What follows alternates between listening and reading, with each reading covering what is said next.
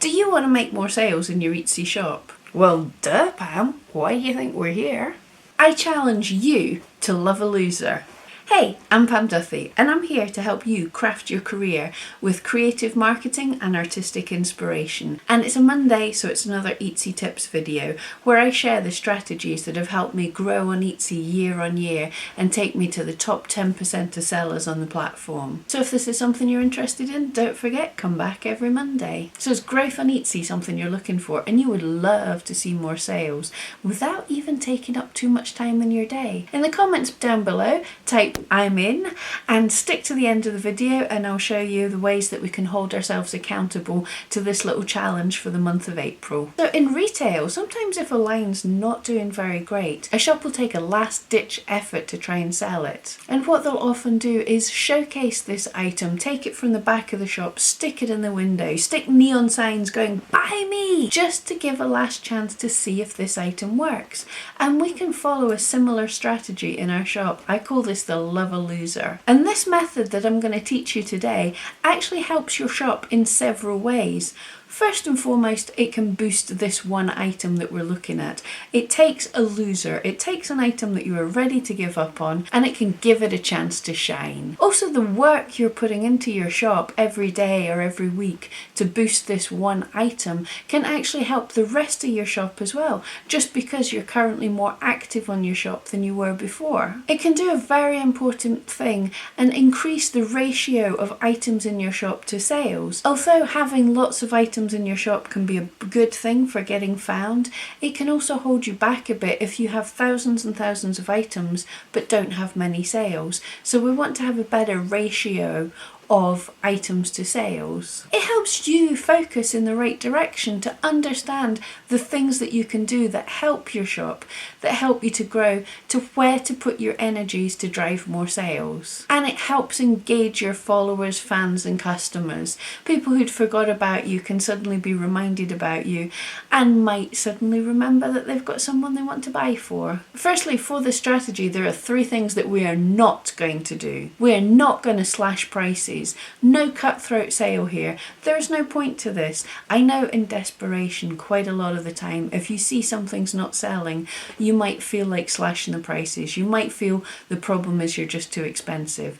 We're not going to do that. Chances are it's not the prices that were the problem in the first place. But anyway, we're going to spend a bit of time and possibly money on this item, so we want to recoup that. Time and money is money, so let's not give it away for nothing. But mentioning money, we're not going to spend much money on this. If anything, you can choose. The steps that involve a little bit of money are optional, and it really is only a tiny bit of money. Sometimes it's worth investing in an item, just that little bit to get a boost, but you can totally skip the steps and not even spend a penny on this method. And we're not even going to spend that much time. Just set yourself aside 5 or 10 minutes every day to improve things. It's much better to work in little chunks on your shop rather than try and do everything at once and then sit back and do nothing. So let's get started. So firstly, we have some actions that we need to do, and the most important is to identify your item. So you want to look at some stats in your shop. Look at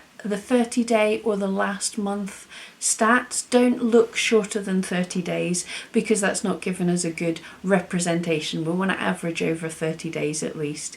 And scroll down through your stats to find the least clicked on, the least sold items. And you want to pick out one of these items from your least sold. This is going to be your loser. It's already not selling much, it's getting the least attention in your shop. So any changes you make are not going to hurt your shop. It's not going to hurt the sales you already have. It can only make things better. If you make changes that do rubbish for it, doesn't matter, it was doing rubbish already. So I'm picking this little dog in the kennel. It's had pretty much no views for the past month, and so I think this is a loser that I could improve upon. So now you want to gather your baseline information on this item. You want to take a note of the number of clicks, the search terms used when people found you, the number of sales. If you have promoted listings on this item, pop in and have a look and see what the promoted listings are telling you, what keywords have been searched for and are performing well on this item. If it's been as bad as my item, then you might not have much data at all. If it's an older item, if you have the data, you could even look at the stats for a year. And you also want to nip onto a tool, something like Etsy Rank, to find out if this item's ranking for any of the keywords that you've used. Now we want to identify keywords that we want to focus in on for this item. These could include, if you have older data for this item than the past month, terms that have been popular in the past, and perhaps you've dropped out of the ranking for them. Terms that your stats say have driven traffic to your shop, but are not optimized for this one item. Or other terms in similar shops that are a bit like your item.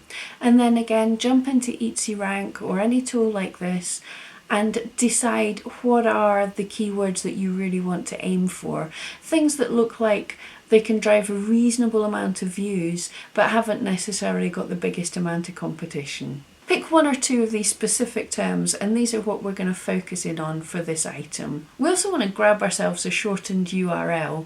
Something like URL shortener on Google is great for this. It not only looks prettier when we're sharing this link, it's shorter, there's less words, but this tool helps you track how many clicks you get. So if you were being super fancy about it, you could get several different shortened links so you could see where you're posting that's driving the most views. But we'll just make it simple today, just get one shortened link, and this will tell us if we're posting, if people are actually clicking on the link that we're posting. So you also want to look at Pinterest, Etsy, Instagram, Facebook, everywhere online, search for similar items to yours and see what's popular, what the photography looks like, what the descriptions are like, and try and get a feel for why something's doing well. So this is your research. These are all the actions, the steps you want to take before we're going to get diving into this. And now remember, you want to make one or two changes every day rather than trying to do everything all at once. Firstly, so you don't burn out. If you do a full day's worth of making changes to an item, then the next time that you're wanting to do something, you might be thinking to yourself, I just can't be bothered with that amount of work. Whereas if you do put aside just 5 minutes every day, then that's easy. Everybody could do that. But also, all search engines, Etsy included, favour recency, they favour activity, they favour seeing that you're there every day, doing something every day. So it's well worth just a little bit at a time. As I've heard the very bizarre saying, it's easier to eat an elephant in lots of tiny sittings than try and eat the whole thing at once. Don't ask. So now, what are these changes that we're going to be making? First change, this is one of the optional ones because it costs a little bit of money, really not much. Renew the item. If you haven't already, check out my video on the crazy science of how to improve your ranking, and you'll see that Etsy does favour items that are newer. And there is a little boost for renewing kind of regularly. This is just a strategy to help boost your item for this month. What happens is when you renew an item, you're basically saying to Etsy, I'm active, I've not left the planet, and also, can you have another wee look at this item? Can you see if we'll rank it? So that newness can give it a little favourable boost. And if you keep renewing it, it can keep rising and rising. It doesn't fall so far each time and rises a little bit more. And this is even more powerful if when you've boosted it up a bit you get some sales, so it boosts itself up even more. Renewing only costs you 20 cents, so it's worth it if you can do it a couple of times during this month.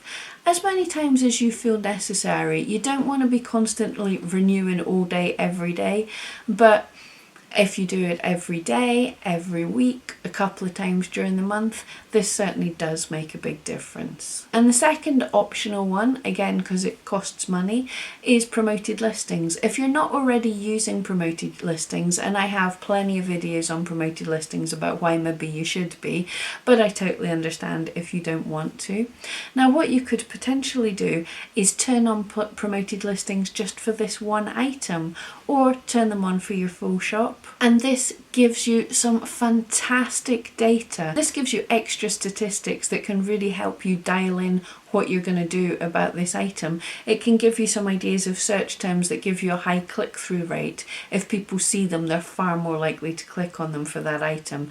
That is invaluable data. And also, if you've picked a search term that's hard to get to the front page of, this gives you a chance to get your item seen on that front page, to find out if it's worthwhile working hard to get your item ranking for that term. It might be a term that your item doesn't do well on, so it's good to see that. Pay the money to find out that, is it worth fighting for this term? But the thing to remember when you're switching this on, because we're not wanting to spend much money, put your budget as pretty low as you can. About $1 a day is fine. You're not going to spend all of this anyway. And get right in and put your click-through rate down as low as possible. I'm going to suggest, unless you're going for a crazy popular term like wedding, I'm going to suggest putting this cost per click right down to about 1 cent per click. And then it's not going to cost you much at all. I mean, if we look at my little dog, he's had a couple of views in the whole month. So if I didn't get any improvement, he would only cost me 2 cents. I don't mind paying 2 cents. Now immediately you want to get in and change these titles and tags to what you've identified as the important terms to use. I have videos explaining how to choose these things and how to rank for them even better, but the simplest thing is, you're not a Wish website. You don't want a title that has 40 different keywords, baby hat, hat for baby, blue baby hat, blah, blah, blah, blah, blah, blah, blah. That makes you look like a cheap reseller, but it also dilutes your ranking power. The more focused you are in on that exact keyword you're looking for, then the more chance you have to rank, the more ranking power you have for that term. So just stick to 2 to 3 key phrases in your title. Make sure those phrases and versions of them are in your tags, and with your description, completely rewrite it if necessary. Make sure it's compelling and interesting, but also in the first few lines it contains as many of your keywords as you can, especially the ones that are in your title. Another change, photography. If this is a physical item that's in your hand, go out and do a new photo shoot. You've done your research and you've seen what everybody else in your niche, what other similar items look like. So figure out how this item can stand out from all of the others. You want nice looking photographs. You want beautiful photographs that people can aspire to.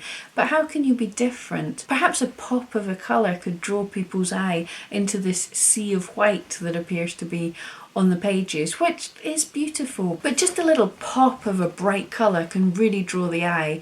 And when the people are searching through 20 items all in a block, the thing that draws their eye might get the click more than another item. But if this item you don't physically have anymore, it's just an example of, say, custom work that you could make for someone, then you're just going to have to try and do the best with what you've got. It might be that some of the other photographs on your listing are a bit better than the one that you've been using, so try switching up some of the photographs.